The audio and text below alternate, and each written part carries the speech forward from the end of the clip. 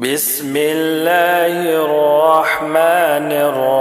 الرحيم والتين والزيتون وطور سينين وهذا البلد الأمين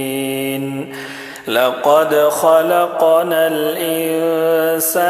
في أحسن تقويم ثم رددناه أسفل سافلين إلا الذين آمنوا وعملوا الصالحات فلهم أجر غير ممنون فما يكذبك بعد بالدين أليس الله بأحكم الحاكمين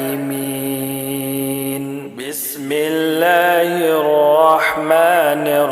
الرحيم والتين والزيتون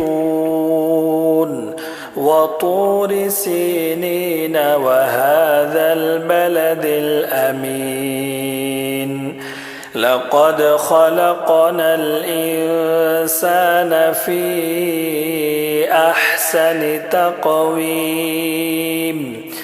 ثم رددناه أسفل سافلين إلا الذين